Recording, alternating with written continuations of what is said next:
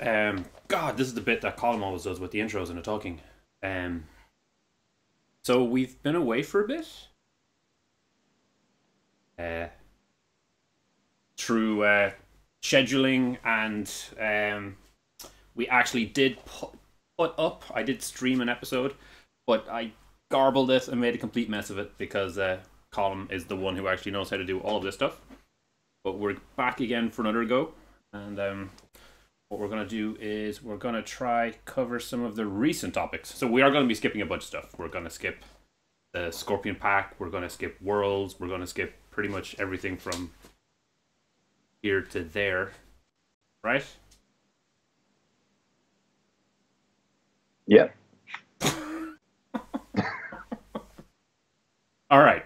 Where will we start? Let's just get straight stuck into it. Okay, well, things that have changed. We could look at I suppose the Koteis. It's just the event that happened. We could look at PaxUnplugged, and just the general changes to the Koteis format. Obviously, that didn't apply to PaxUnplugged because it was a Grand Koteis, but there are significant changes to the Koteis format, and those changes may or may not have some unintended consequences. Yeah, well, to talk about. There definitely were changes. There definitely were changes. Like it was 6 rounds instead of the normal 7 on the first day, so it was a little less grueling. But there were no challengers, which was a big thing. Yeah, they moved to an X-2 cut, haven't they? Kind of. So it's I think, was it X-2? It's like 43 points, and then there's 6 rounds. So if you win 4 games and lose 2, you're on 4-2. That doesn't make the cut, does it? Okay, so you have to. So it's still a 5-1 cut, effectively. Well, still allowed to lose 1. Although, in fairness, I mean, you can get your partial win and get in. But for a 6-round tournament, that's maybe a little less punishing than it is for a 7-round. True. Yep. So still pretty rough. Now, what happened in PaxUnplugged was they had 65 at the end, and 8 of them managed to make that qualification, but they padded it out to 16. So you need to have a minimum of 16. So basically, what they did was they took the 8 that qualified, then took the next. Took the next 8 to pad it up.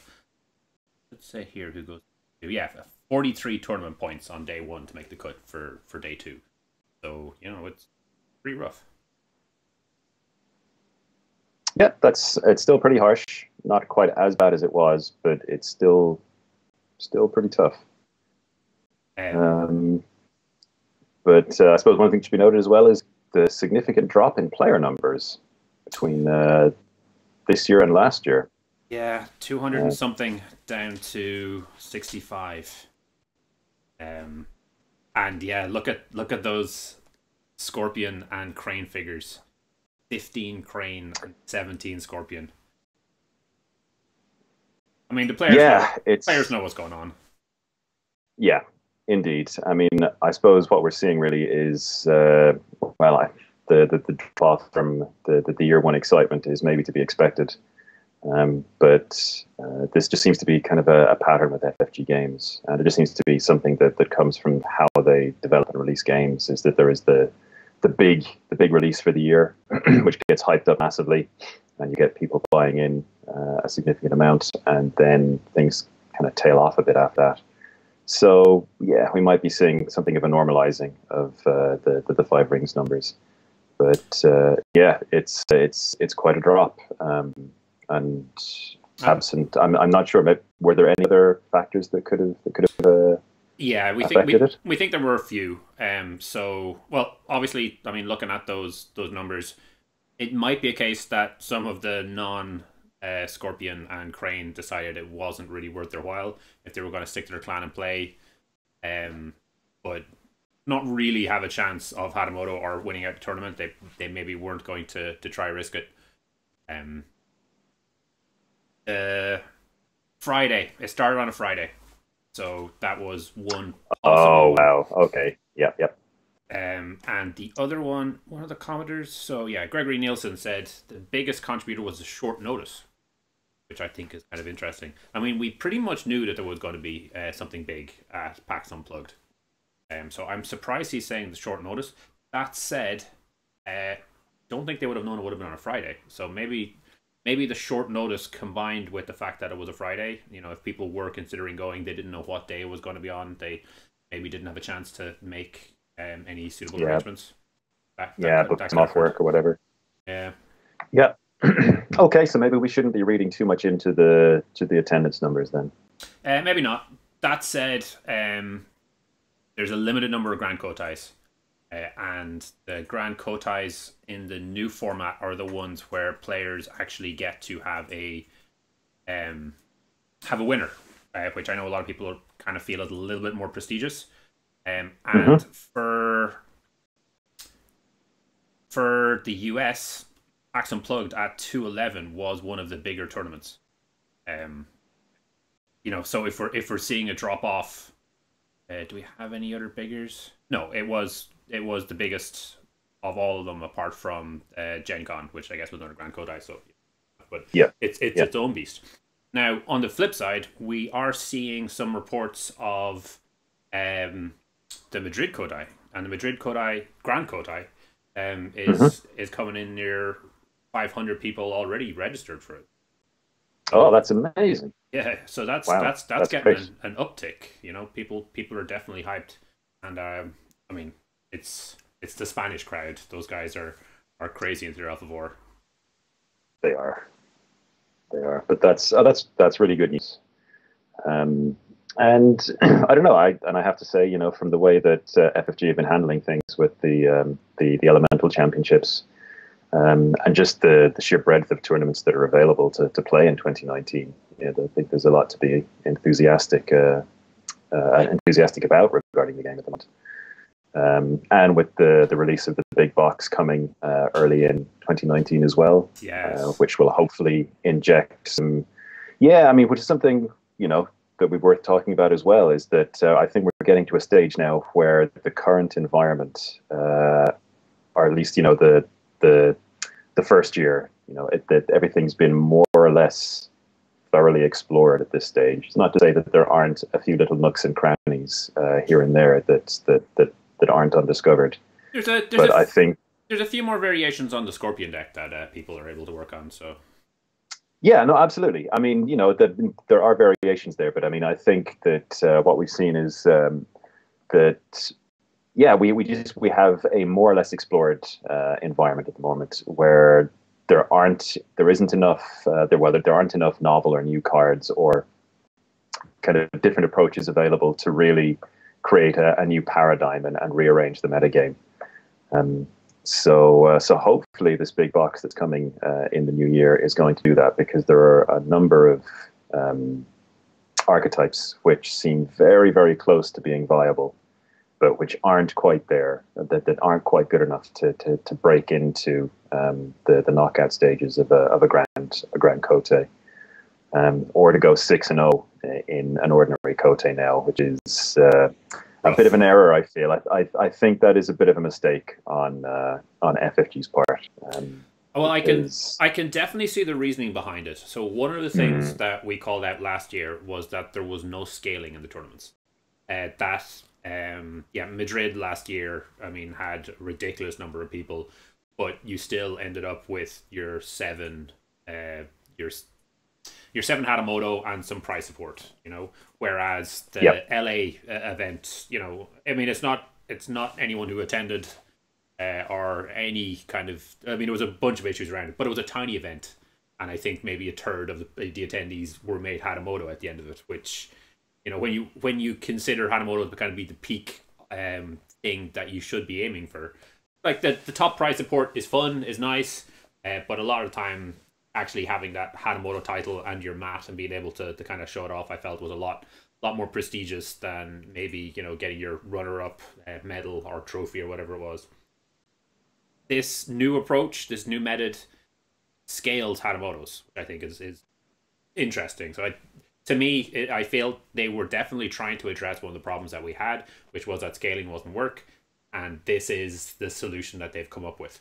I definitely agree that there are problems with it. I'm especially concerned for players who are not at the cream of the crop kind of top clan phase.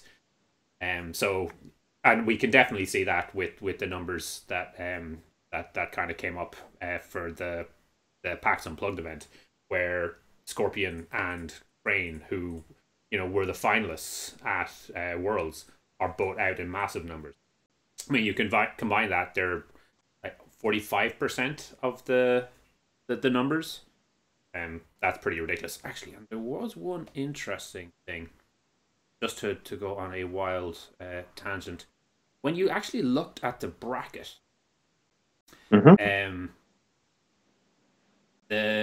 so Crane actually beat Scorpion, but in this bracket they never got a shot. So David James gets put out by Anil. Jeremy Camshire and Mike George face off against each other, and then Jeremy gets put out by Neil. That's a Scorpion mirror, Scorpion mirror, Crane Unicorn. Kyle Wisłowski gets put out by Sigmund Varga, so he doesn't make it into the Scorpion brackets. Eric takes out Dennis Murphy. So actually, that's that one pairing. That's the only place in the top 16 where Crane and Scorpion actually played. And then you can.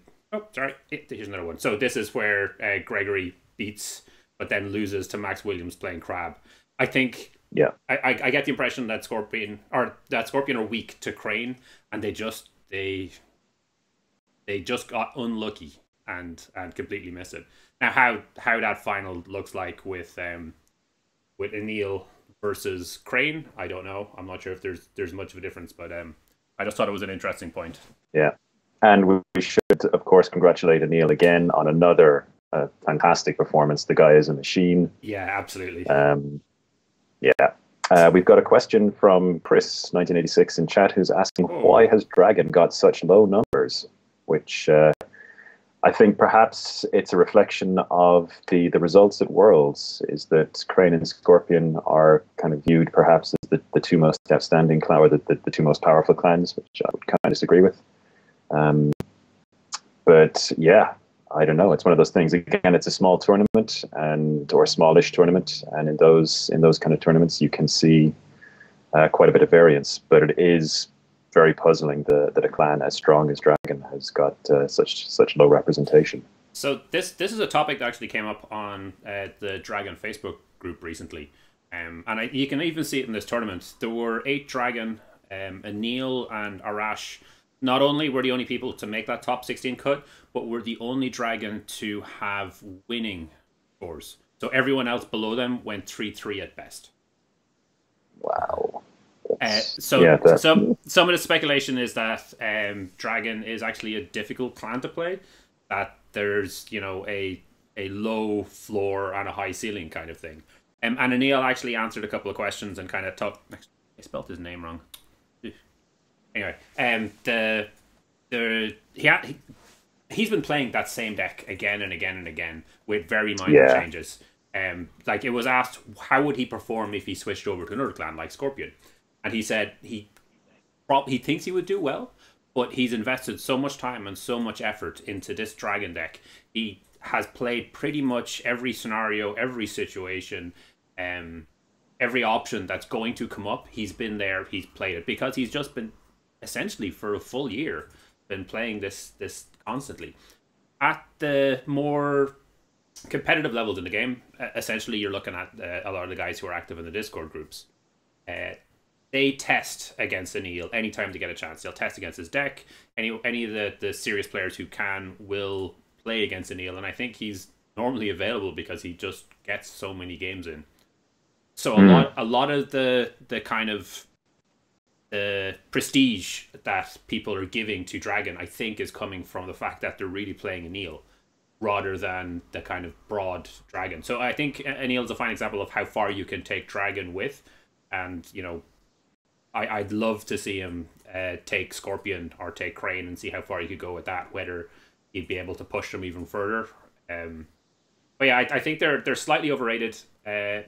but they've got this one deck that has been really refined by Neil and other players who've definitely contributed, and it's solid. It's really good, but Neil doesn't make mistakes. I do, and people do beat me. So, if I could play without any mistakes like he could, and then exploit other players' mistakes, the Dragon have the tools to do that. But I suspect in a perfect play, you're still going to see some of the other clans come out ahead. But then on Dragon, I'm totally. Hang on a second, just need to let the cat in.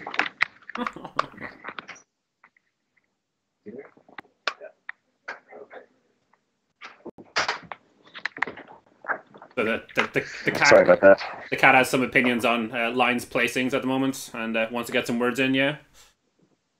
Yeah. He's just come in to make sure that I say the right things, which are that Lion needs all the support it can get right now, etc., etc. Oh, come on! I mean, they've already won. Won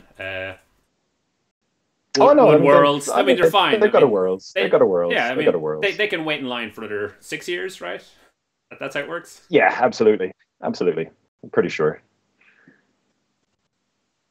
So yeah, but I mean, I suppose one of the things about the new Koteis system that is a bit of a concern is that it does make the flavor of the month clans that much more attractive for people who are going for Hadamoto, and those people are going to tend to be the better players anyway. So you have a compounding effect, which could see quite a narrowing of the environment, where you just have the best clans turning out in ever greater numbers, and really constricting variety, which is a bit of a concern. So, yeah, I don't know. I mean, in terms of scaling the Hadamotos and stuff like that, yeah, that's absolutely.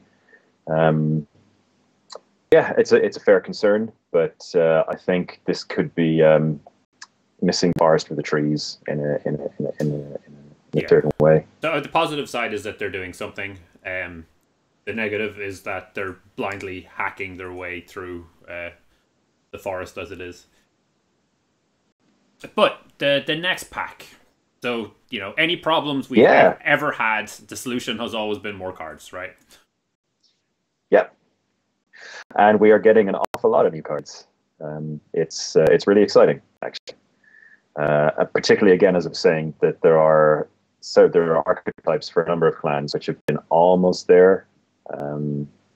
Speaking from Phoenix, like there is a Phoenix courtier deck which is almost there.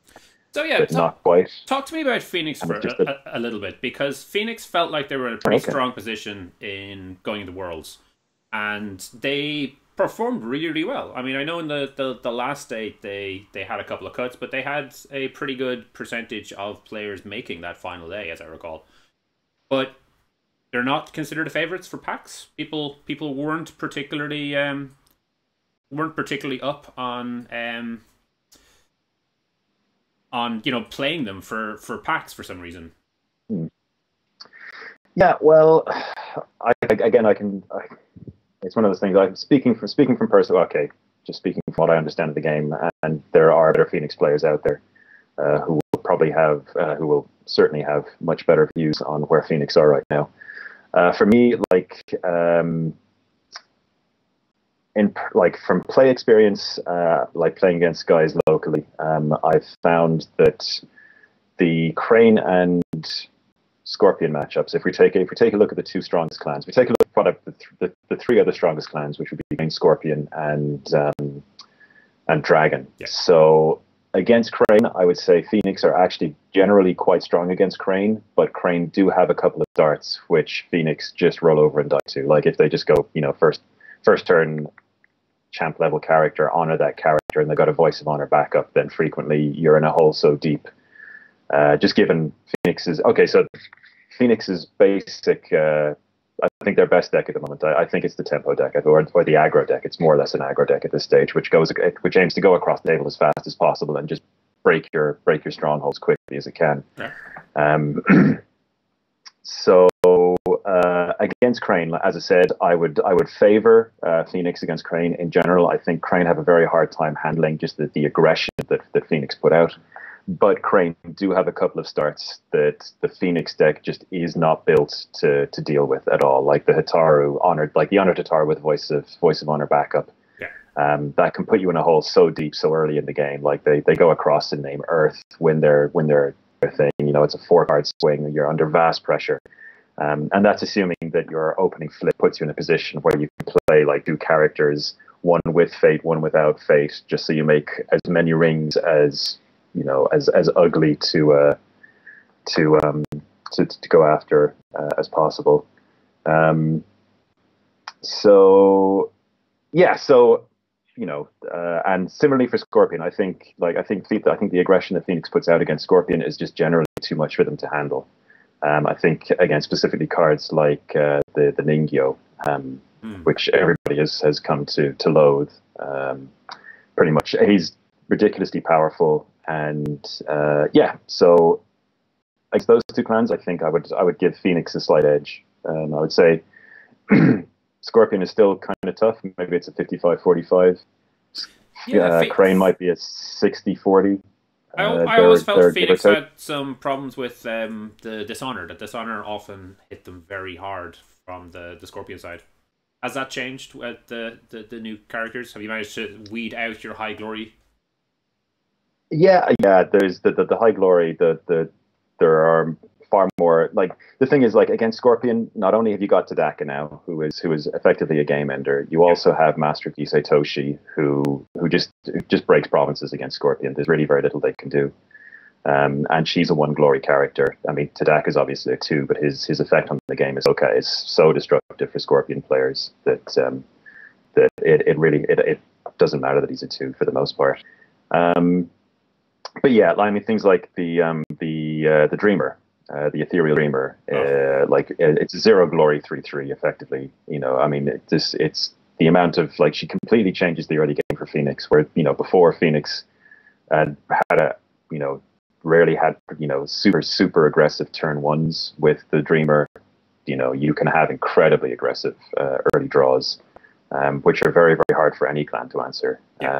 And again, 0 glory. So that's kind of switched things around. Again, the Ningyo is the same 0 glory character that gives you presence and a significant skill boost in a conflict, and then will probably be drawn up again to be played again later in the game as well. Tremendously powerful, and given how powerful the Water Ring was for Phoenix to pursue in the first place. So I would say Phoenix are actually favored against those 2. At least that's how it's felt to me. That's how it's felt to me when I've been playing. I think Dragon, a different story. I think Dragon has too much value and too much quality across the line, and there's always like the turn 2 hit restoration, lose the game play that as a Phoenix player you always have open to you. So I think Dragon are tougher. Dragon are definitely tougher.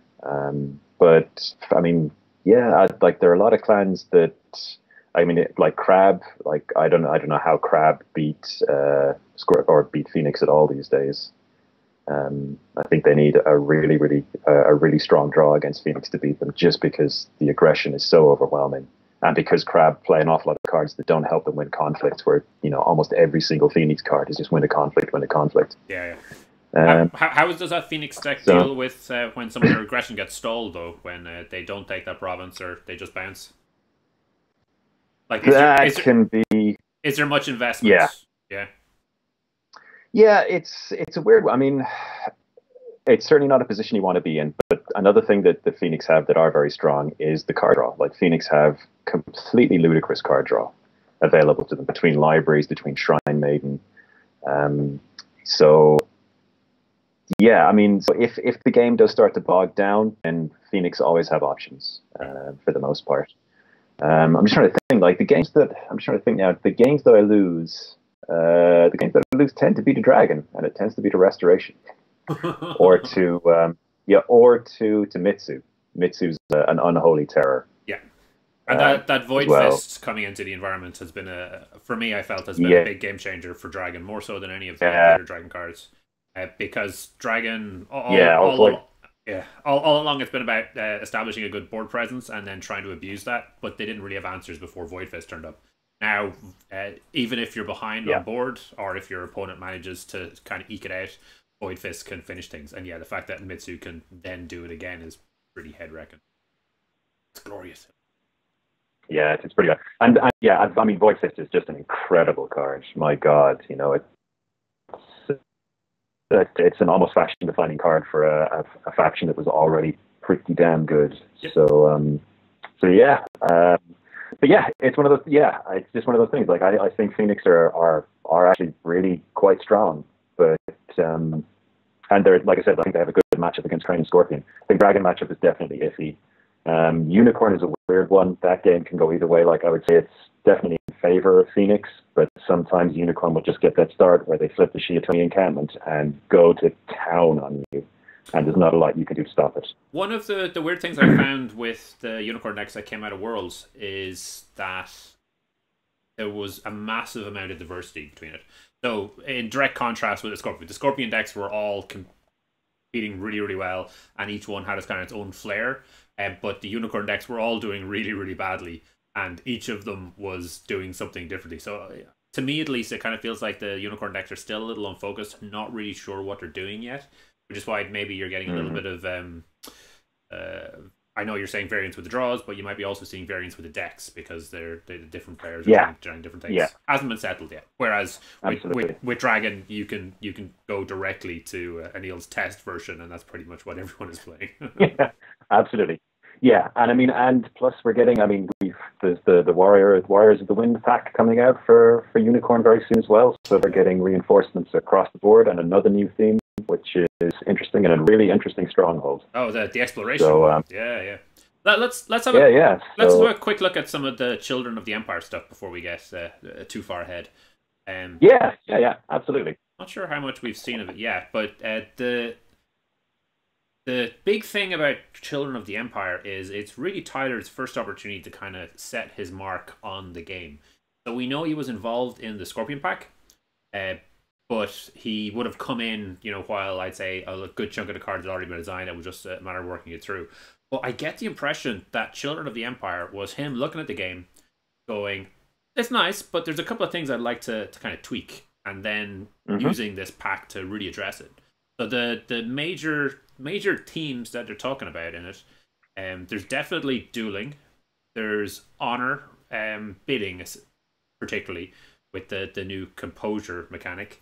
I feel like there was another team in there as well. So there's composure, there's dueling. Is there a third? Spectres of the Past. Story moments. Okay, so that's maybe less about the themes of the game itself, and more about the events. So yeah, what do you think from what you've seen so far? Oh, excuse me. Yeah, well, I mean, we've seen I've gone and forgotten the name of the mechanic now. Flip it. Composure. Composure. There we go. So I suppose that's the big thing that's come out. And obviously, this is a very, very clear attempt to try and move the game away from the automatically bid 5 trap that it's in. I mean, the game at the moment is very much like you either bid 5 or you bid 1. For cards at the start of a turn. Yeah. Which is.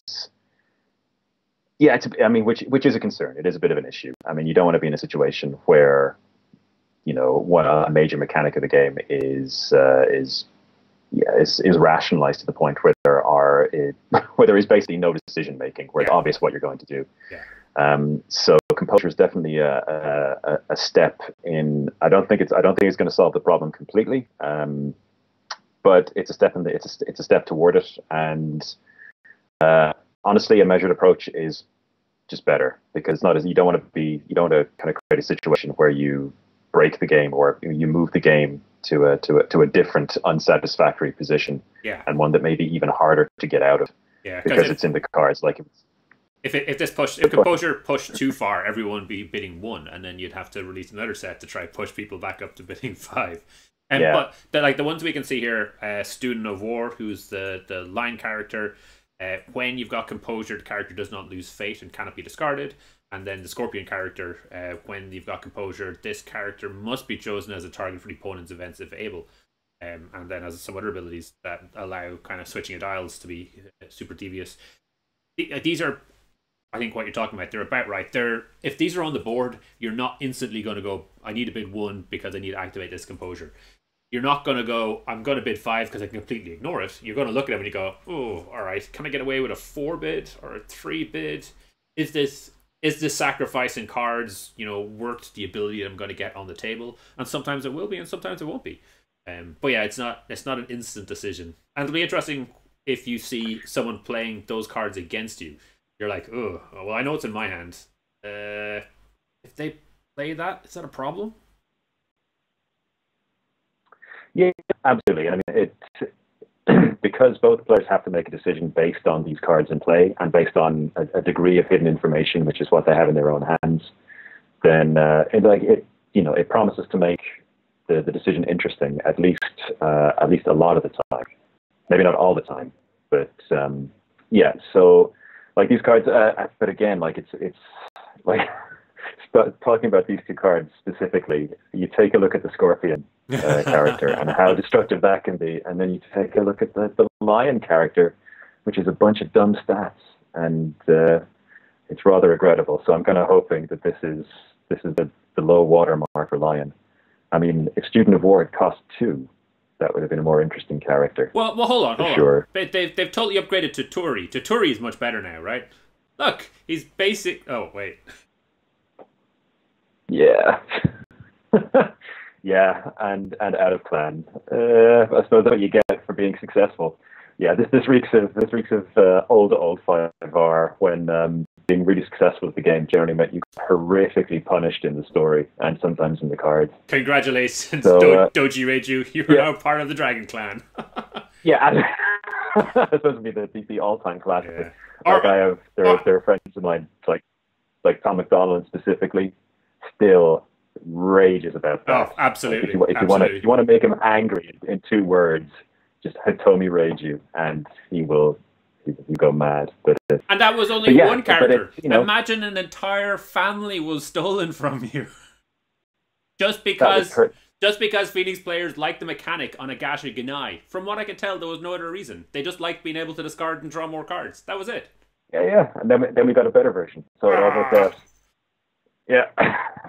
So yeah, like Turi is he's super, super powerful.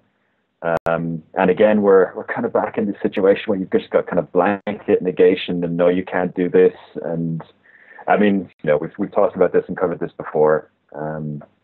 It's kind of it's a bit regrettable that seems to be one of the default positions for card design for the game. But yeah, so Turi is another immensely powerful addition to that. It's just I mean, obviously he relies on having the Imperial favor, but winners got it, and you've got to.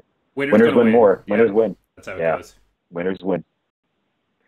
So yeah. I'm not like particularly thrilled about seeing Turi. Like Composure is vastly more interesting. Infinitely more interesting as a mechanic.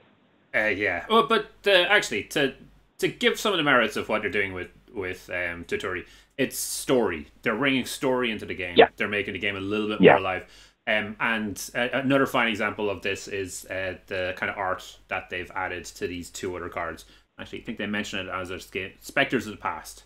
So these are events, things that actually happened. So this was what's her name? Tomonatsu. Heroically sacrificed herself in like story number 2 or something, way back before she was even printed. And then this is the heroic moment of her. And then of course you've got this scene with all of the Phoenix superheroes coming together to no, not impressed, not superheroes. Oh no! I mean, that was a good O. That was a good O. Okay. Oh yeah, no, it's not like I'm not sure what to make of the card. Oh, I see. It's fine, but that's. Oh no, but in terms of like Tadaka and Sukune and Kaito, it's that's pretty cool. It's pretty cool, yeah. And then the last major theme that we're coming into this is Dueling, making Dueling functional better. I'm not sure. Obviously, we hit the depths of Dueling with what was that card called? You won the duel. You looked at their hand. I've blanked it. So policy debate. Policy debate. Yes. You talking about policy policy. debate. I thought you were talking about. I thought you were talking about the genuine Nader, the card whose name I have actually blanked from my memory. When you after you won a duel, you got to honor or dishonor someone. Oh, yeah. It's something about insulting, isn't it? Because it's really insulting. Yeah. Insult to injury. I'm not sure. It was insult to injury. Yeah, or injury to insult. But yeah, so here we're kind of spicing it up a little bit more, and it looks like they're trying to give duels that are a little bit more interesting and are less single-sided. So yeah, a courtly challenger who is a 2 political has an ability during a conflict initially, a political duel, and the controller draws 2 cards. So that's an opportunity for you to bid high, win, get 2 cards, or bid low, get some honor, not give your opponent 2 cards. So it kind of feels like that's one for honor, yeah. Yeah, that's which is a very very interesting kind of way direction to take mechanic or to take dueling, where dueling becomes a means for resource management, rather than what it was very much a means for actually winning the game in a lot of cases, for establishing kind of board dominance and stuff like that. It was murder or honor. But if they're pushing it in a direction which is more about exchanging resources, then that's fascinating. That's a really interesting direction to take it. I'd be all for seeing more of this, and more of this kind of effect. Like this is a really interesting way to deal with dueling, as opposed to what it has been in the past, which is here is an obviously positive effect for the winner, and yeah, you have a situation where you are encouraged to bully duel as much as possible. You don't necessarily have to do that with this character. Yeah, and actually, they're so the courtly challenger and the honest challenger, the 2 challengers we've seen, are both 2 costs, which means they're assassination targets, and typically we've been trying to avoid stacking all of our buffs and attachments onto someone that can really easily be eliminated like that. So because you've got the innate duels, if you're going to bully duel on this, you're taking a big risk, because one day they could just not wake up in the morning. Yeah, absolutely. Which is why these cards are really interesting and really well designed, in my opinion. Because if you do want to try and abuse the bully dueling thing, then you are running a risk, and you could very well lose the game because of it. Yeah. And that's good design. That's really good design. So it's basically what it kind of says to me is that the designer of these cards has identified what he wants them to do and how he wants them to fit in, and has safeguarded that by designing around any potential abuses, which is great, honestly, which is very, very exciting to see, because it's something that has been missing from what we've seen from most cards designed for this game so far. I think, and again, we're pretty sure that this is major contributions from Tyler, who obviously is now the kind of lead designer on this. So we're cautiously optimistic about the future, I think. Oh yeah, actually, I have to say I'm much higher on the game now than I have been for a long, long time. Obviously, kind of, I've had my moments of more than moments. I've had protracted periods of being very disenchanted with how things were going. But honestly, FFG's obvious enthusiasm for the game, and there have been some poor cards designed for the game, but seeing stuff like this is really exciting, because these are much, much better designed cards that are really interesting, that encourage players to make judgments and make decisions, to read their opponent, to read the situation, which tests the player in a lot of different ways. Getting a headache just thinking about it. So they're adding more choices, decisions, more decision points. Yeah, absolutely. but but I think most of us are at the stage. Which is another thing about Five Rings. I mean, we talked a lot about how complex and how deep a game is, Yeah. and one thing that I've just been thinking about it over like the last few weeks, the last few months, is that like Five Rings isn't a game of enormous vertical depth, but it's a game of enormous horizontal depth. I know that doesn't make that hardly makes any semantic sense. Yeah, you have to explain that. I mean, yeah, okay. So a game like Magic is a game that has a huge amount of vertical depth. So depending, like the cards that are on the board, depending on what those cards are, the game can change completely. Like how the game plays and plays out can change massively.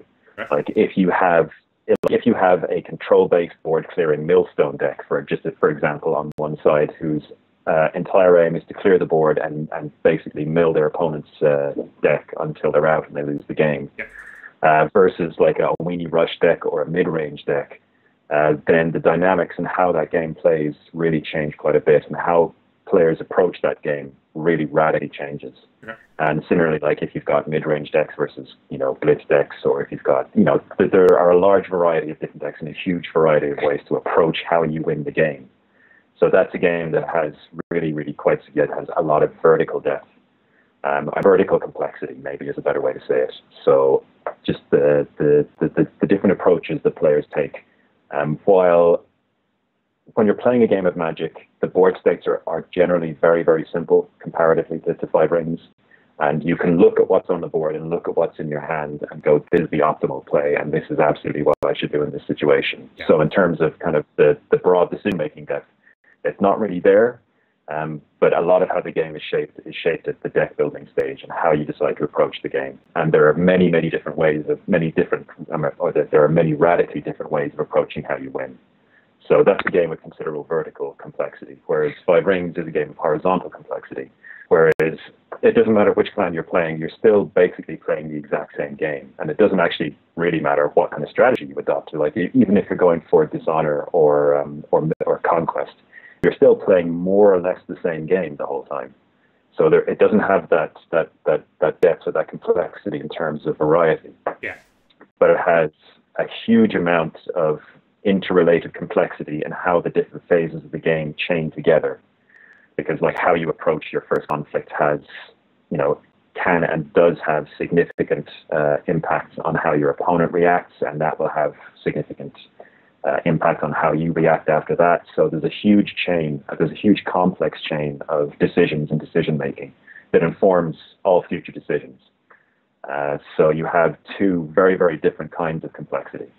And I think this is possibly why Five Rings is really much more mentally exhausting than a game like Magic, because a lot of the really big decisions in Magic are made before you ever sit down. They're made in the deck that you build and how you the strategy you employ. Whereas in a game like Five Rings, an awful lot of the stuff isn't actually how you play what you were presented with. Yeah. In what turns up in the game. This is a dilemma for the game and for players, I'd say, at the moment. I'm going to go out on a limb and I'm going to say players like us who've kind of grokked the game, who've got a good understanding for it, kind of understand the kind of waves and the flow and the kind of structures that the game imposes, but also the kind of the seasons that almost happen in the game. Different things happen at different times, and it's all about kind of judging when you should be peaking while your opponent isn't. Minor things like that. Like, it really, really makes the game fantastic and great as far as I'm concerned. However, we were very lucky in that we came into the game very early on when it was, a very small card pool. I mean, we were playing it, online with the sample decks, like really, really early on. So we've kind of developed and learnt as we go. How do players kind of get into it now? It's a ridiculous buy-in from the very start and has been, but now we're 2 clan packs in, heading towards our third. We're going for a new big box. We've got 2 cycles. I don't think it's possible for players to get in anymore. Not with the current Yeah, set.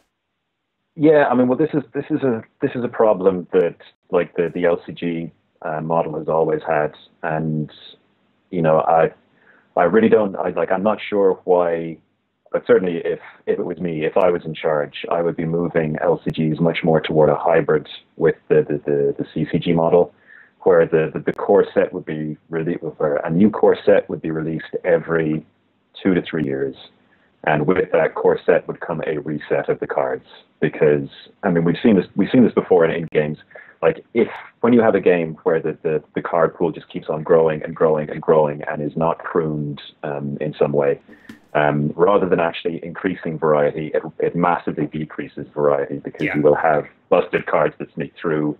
You'll have, overpowered synergies that basically calcify and are so hard to improve on that you would probably just have to break the game outright to make something better than them. Yeah. So you need to constantly renew the card base. Like stuff has to leave, stuff has to come in. Um, so yeah, for players getting in right now, it's intimidating. It's very, very intimidating. And I know, like in games like Game of Thrones, they have things like Worlds Packs, where basically the two top worlds decks get put into you can buy those effectively as an individual or standalone set, which for a new player will give you a top quality deck that will have a whole bunch of the cards you need, and that just gets you in and you can buy. I mean, the reality is as well that even in a card pool as big and expanding as Five Rings is now, the number of effective cards remains actually quite small, because you will have the top tier decks, and the cards that go into those top tier decks are those are the competitively viable cards. Everything else gets thrown away. Yeah. So the number of viable cards continually shrinks as a percentage of the total card pool as things go on. But yeah, if you're getting in right now, very, very tough. Which is, I mean, from a purely business point of view, which is why I think from a purely point of business, okay, we'll stop again, we'll start. Okay, from a purely business point of view, I think that's why FFG should be very, very seriously considering, a 2 to 3 year lifespan on their core set. Every 2 to 3 years, those get renewed, sets go out, sets come in. It creates a point at which new players can come on with an absolute minimum of effort.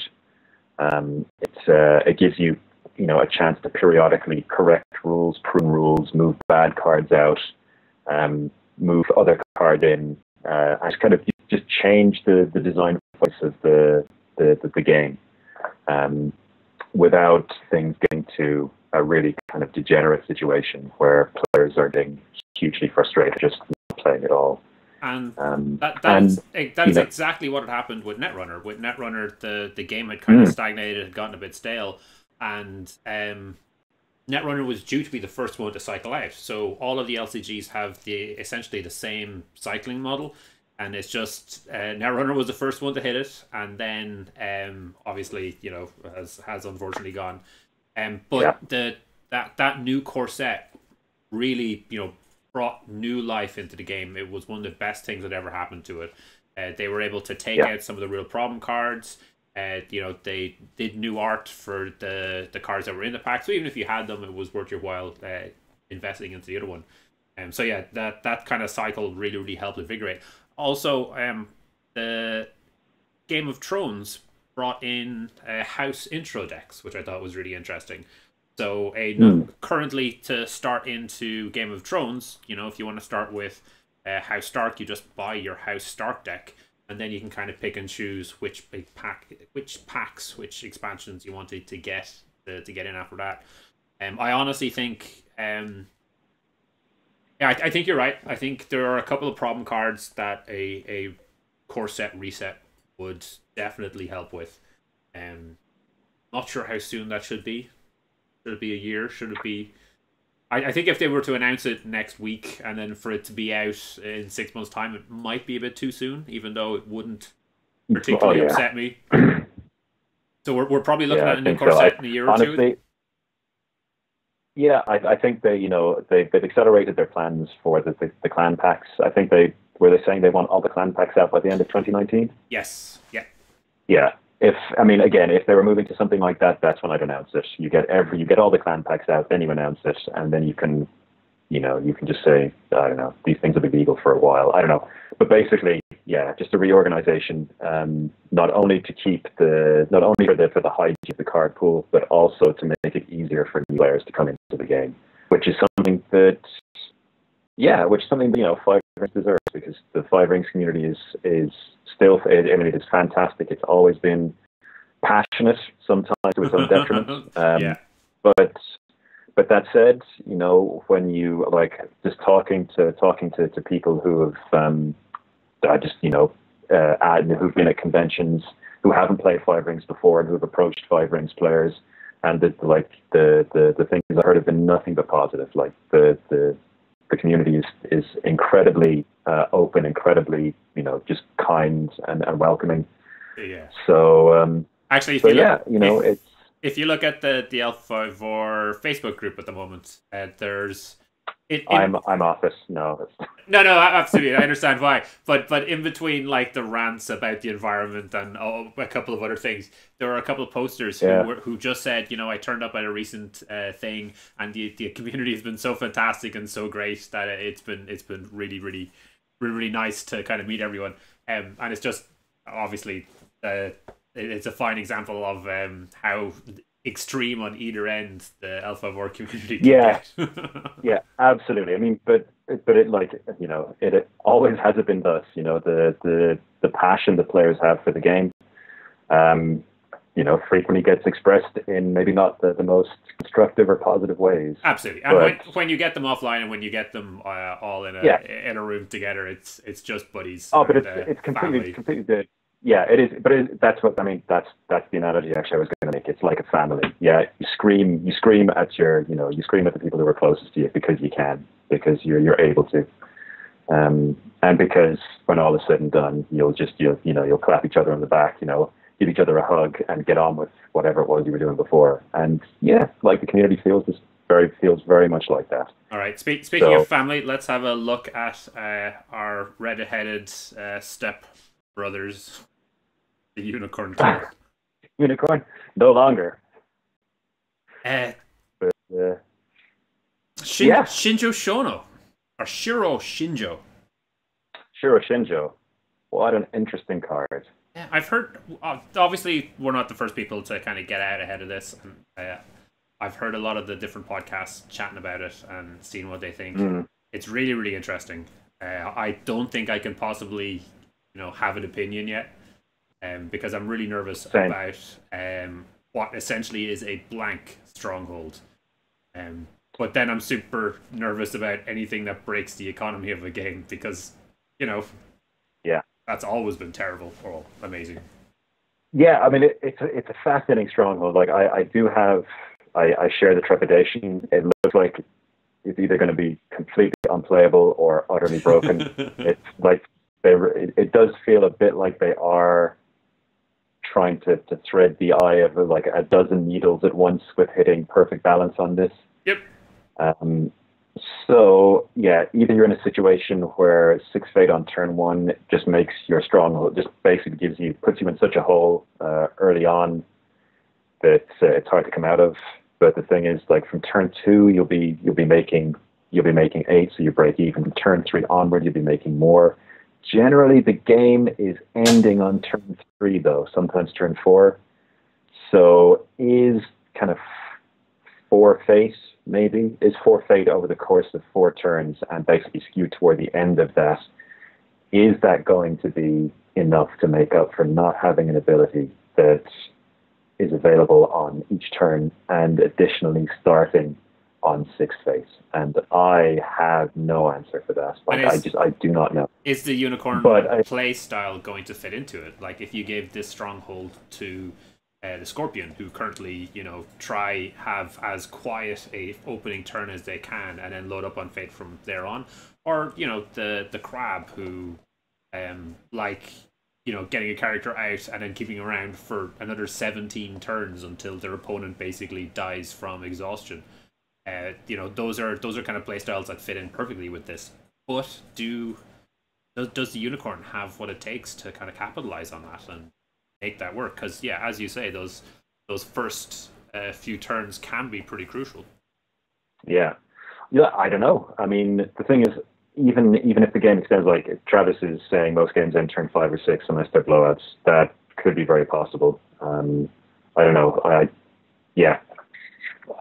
play a very aggressive deck, so I don't know. tend to be effectively over turn 3. All the anyway. Streams I've seen with Travis playing in finals have ended turn 1.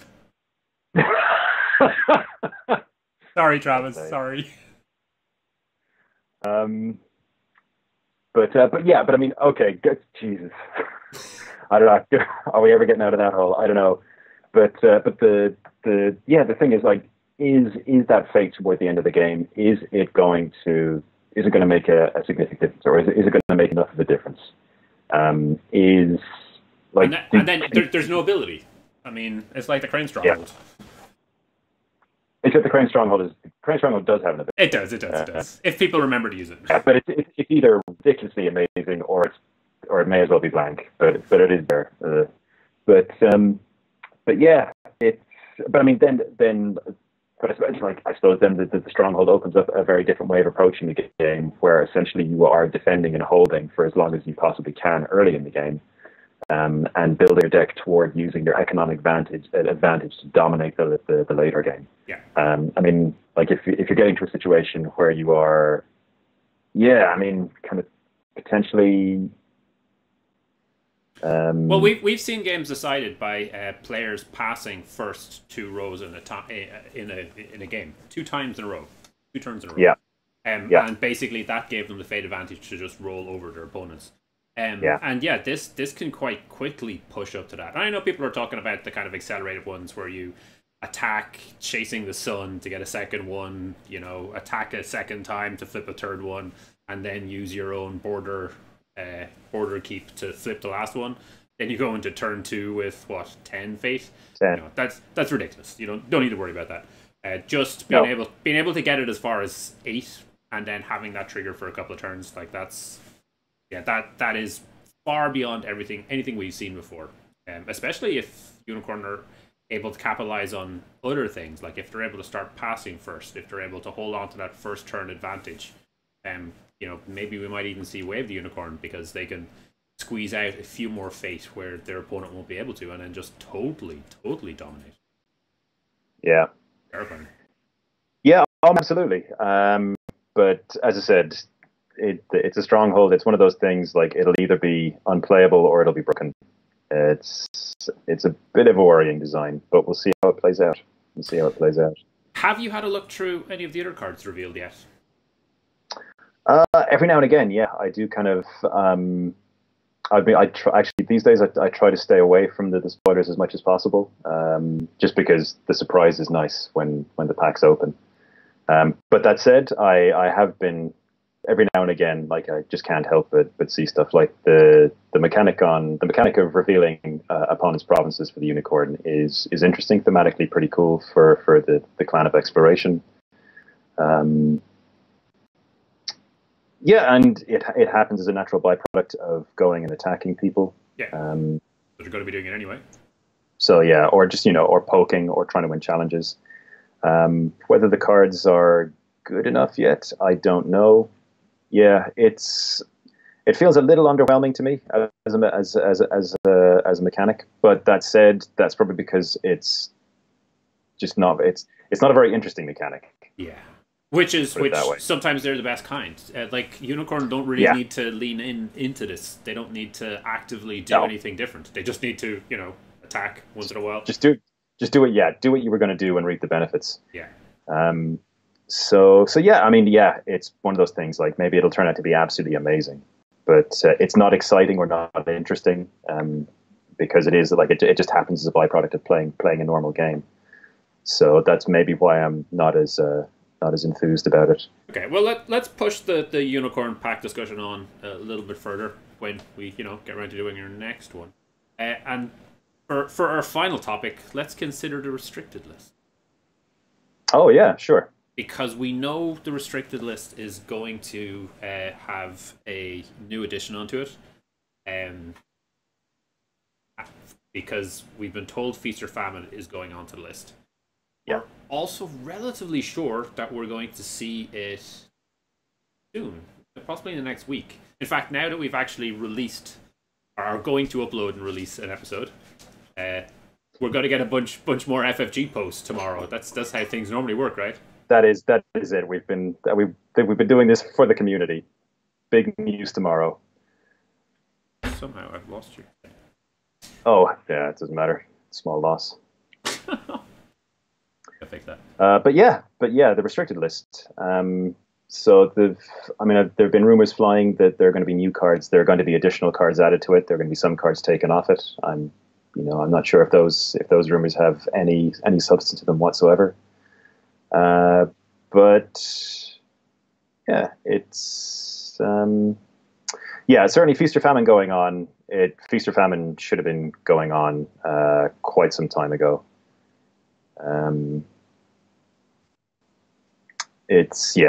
Obviously it's such a huge swingy card that it's probably better off there. Is there anything else worth putting on it? So for me, I would love to see a Fate Worse Than Death go on that list. I hate that card. It makes a mess of me every time. Which is probably a fine reason for it to stick around, quite frankly. But yeah, I don't have a problem with a Fate Worse Than Death. It costs 4. It is enormously punishing for if you were a tower build, Dragon decks are, then you are going to get horrifically punished, and it's not a lot of fun to play against that.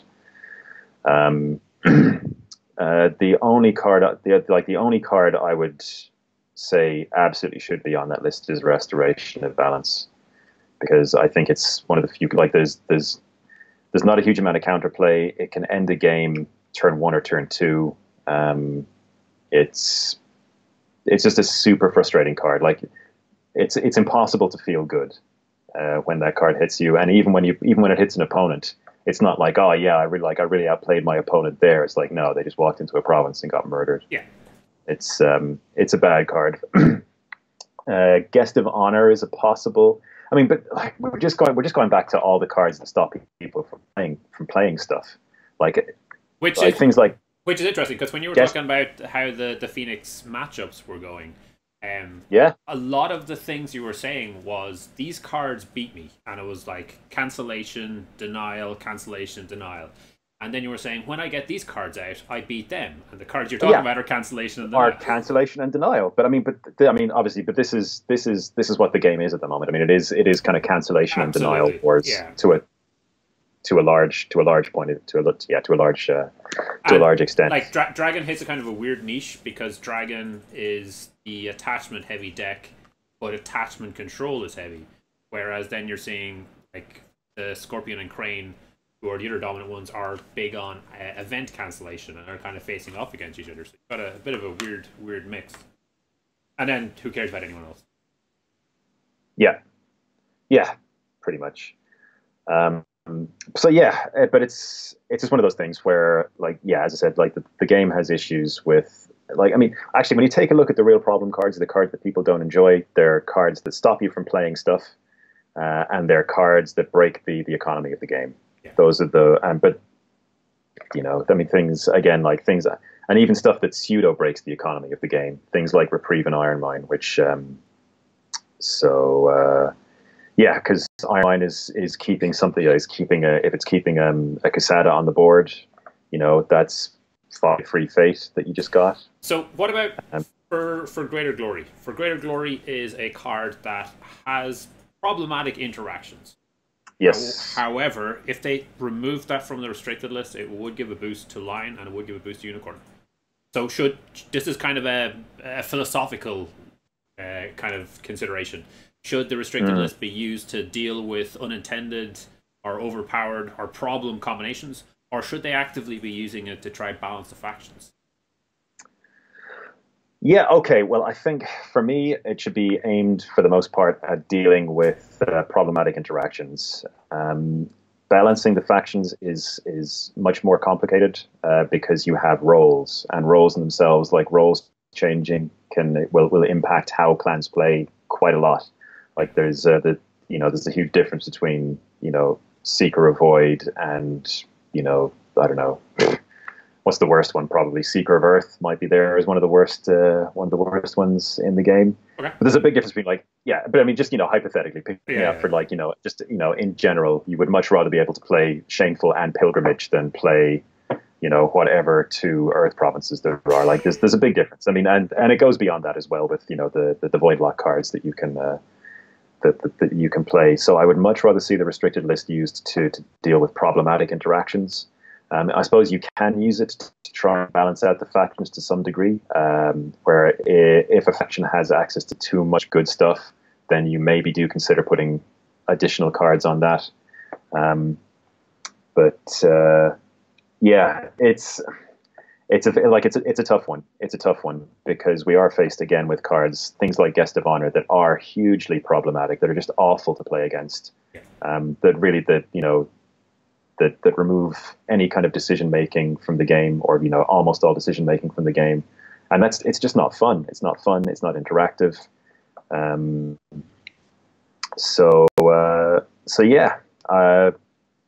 don't know. This is why I would also advocate a rotation on core set every couple of years, so that even if something like that does get through, then you don't have it doesn't last all that long. But okay, but even going into chat for a second, and we do have some rumors on what is coming on and going off. So cool. Yeah, so we have so Guest of Honor is rumored to be going on the restricted list. I would thoroughly support that. Isawa Tadaka reported to be going on the restricted list. And obviously, personally, I am outraged, but I can absolutely see why he's going on it, because he is the single most powerful character in the game. No character can change the face of the game more than Tadaka when he hits at the right time. Yeah. So Rebuild going on to the restricted list, that's very interesting. And that I can absolutely see why, because Rebuild is a combo card, and it makes every single abusable holding becomes twice as abusable with Rebuild. Yeah. So now the flip side of that, to add some support to the crab cause, holdings without Rebuild have been problematic, especially when they pop up and they're locking a province. When you can't use them, or there are certain ones where they're not really useful if they turn up on a destroyed province. But you want them to stick around. So yeah, but I mean, I certainly won't be upset when the double Karada district disappears, or if it does, because restricted is restricted. It's so this would mean that you could, assuming the current one stays the same, this means Iron Mine and Rebuild is the interaction they're hitting. Those two will never be in the same deck again. Okay, I could see that. Yeah. I mean, it's possible. So rather than hitting the Iron Mine, they hit the Rebuild, because the Rebuild is the broader tool that enables an awful lot more problems. Oh, so just hit Rebuild rather than hitting both? Well, they have to hit, because if we go further down, the Hammertron has provided a list of stuff. Because if we look further down the list, Iron Mine is rumored to be coming off. Oh wow! Yeah, okay. So there are cards coming off. So if that's going off, then is For Greater Glory coming off? No, not according to these rumors, but these are, like, as Hammertron points out, these are only rumors. Okay. So anyway, so Rebuild going on. So Young Rumor Monger going on for Scorpion. Okay, yeah, I can see that. That's pretty interesting. Needon Master going on for Dragon. I know, outrage. You see, I can understand why. I would much rather see just an errated or fixed version of Needon Master, but if they're not going to do that, I can understand. Yeah, so this is what a lot of the Dragon players have been talking about. There has been a lot of suggestions that we should remove the Needon Master altogether, because, I mean, as you said a long time, Needon Master is a crutch. On those games when it turned up and you were able to get that, turn 1 or turn 2, take 2 or 3 provinces, it was absolutely fantastic, but it wasn't always something that you could rely on, and Yeah. a lot of people were leaning too heavily into it. So if it didn't come up, or if it a fate worse than deaded the time you try it, that was the dragon deck dead. Yeah, We're absolutely. we're in a new world. We're in, like, the dragon deck is perfectly fine. That's gonna Yeah. that'll be noticed, but it's not gonna be tragic. I think like part of the issue with the Neat Master is it's so explosive early in the game. Is that like if Neat Master was just like if it was just once per turn that you could use it, Neat Master would be absolutely fine. There would be no problem with that card whatsoever. It's the twice per turn that's so devastating. Yeah. So I can understand why, and yeah, I mean, I think it was a crutch card, but I think Dragon's card quality is. I think actually, yeah, I mean, like most clans now have Options. pretty good card quality. Yeah, they have options all you know in most cost slots. So putting Neat Master on to maybe rein in that kind of explosiveness, I can understand. It feels a little excessive, maybe. But even so, yeah, I can understand. Okay, so just to really rub it in for Dragon players, Void Fist, and I have to say I completely agree with this one. It's a fate worse than death that costs nothing, effectively. Yeah, you have to play the card from hand. Yeah, yeah, indeed. You have to play 2 cards previous to it. That is not hard at all. And have a monk. And yeah, not hard. And be equal. Oh, I know. Force. Yes. So many restrictions. So many restrictions. And yet it's a 0 cost, almost fate worse than death. So I can understand. Yeah, I can absolutely kind of understand why Void Fist would be going on. It's a crushing card. Yeah. And then you'll be happy to see that a fate worse than death is on the list. Awesome. Everything's amazing. Okay, so right after that we have Feast or Famine going on, which obviously it 100% should be on. The card is take that Crane. You should never have been playing that card. Shame on you, Crane. Shame on you. Yeah, absolutely. So Feast or Famine, yeah, it's like I'd be quite happy if that card was banned, but restricted list is the next best thing. Yeah. Okay, and then you have Iron Mine coming off the restricted list. So that's obviously the rebuild thing. That's the trade-off. If these rumors are true, then obviously they've decided that rebuild enables far more problems than Iron Mine, and that Iron Mine in and of itself, while still super good, isn't necessarily the problem. I would still love to see an errata on Iron Mine that requires it to be on an unbroken province to activate, but that's neither here nor there. That's too late.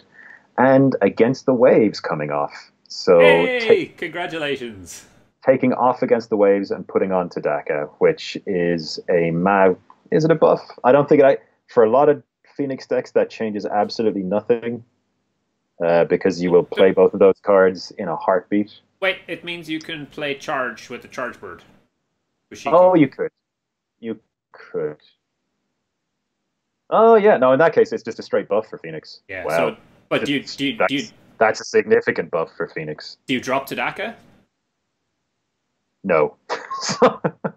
Yeah, I mean it is a buff for Phoenix, because I mean I can foresee. Yeah, I mean there are decks that may not play Tadaka, and Against the Waves. I mean Against the Waves is ludicrously powerful. Like it's obviously like out of Isawa Marisedo, it's fine, it's grand. Out of Kyuden Isawa, it's broken.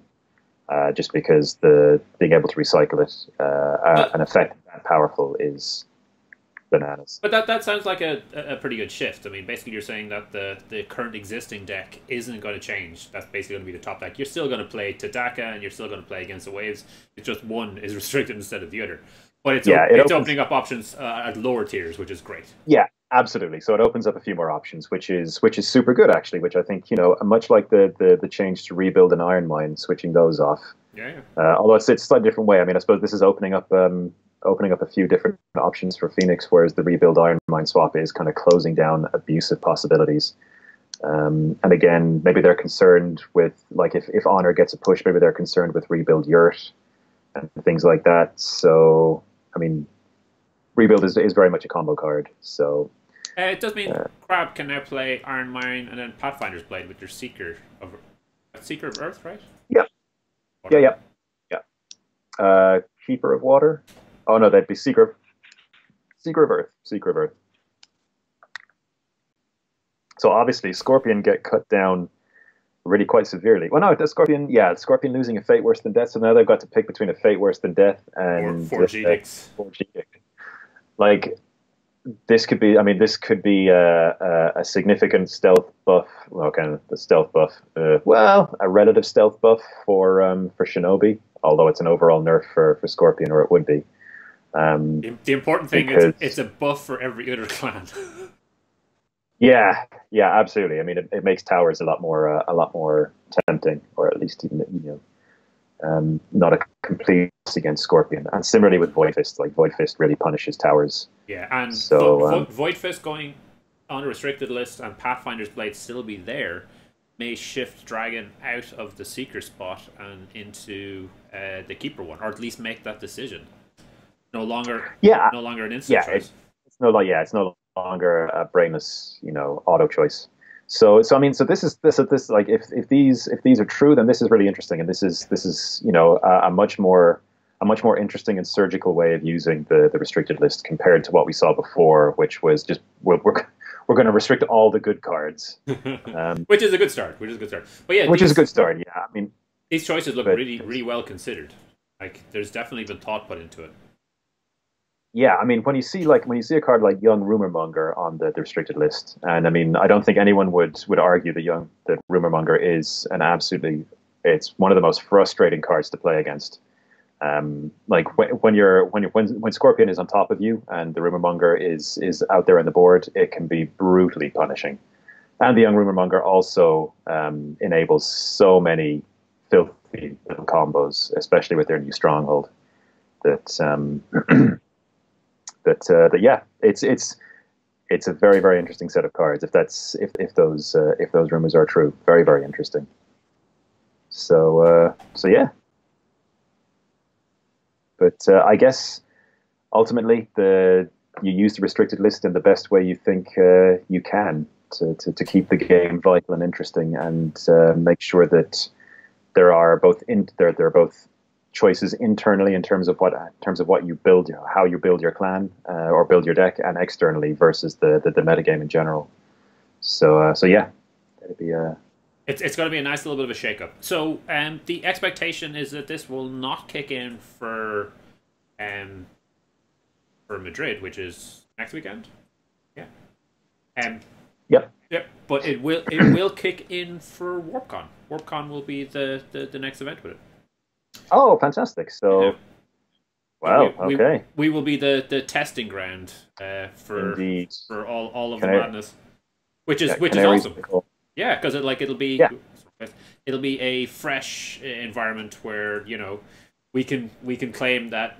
I can claim that I lost because of unexpected random luck, wild environment. No one has any idea what's going on. It's totally fine. Yeah. If only tests had been updated in time for me.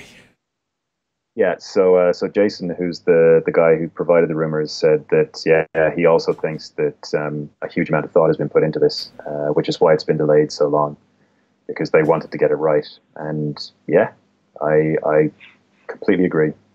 And it looks like thought has been put in. Shout out to Jason for being one of the players at Worlds who was giving me regular pictures from the pairings, so I was able to actually construct the Lotus Pavilion version of it. That let me do the stats, let me do the numbers, let us do coverage, and it was greatly appreciated.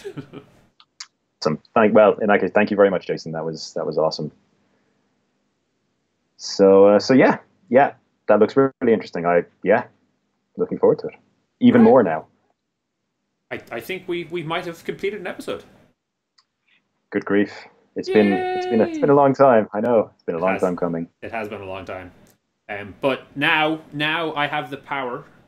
We have the capabilities. We have the options. We will make sure to get on a more regular setup. Yeah, that seems good. Yeah, no, absolutely. All right, I'm going to call it here. So stay quiet because I haven't quite worked out how to mute things properly until I start streaming. So here we go. Okay, thanks everybody for listening, and take care. We'll see you again soon, I hope.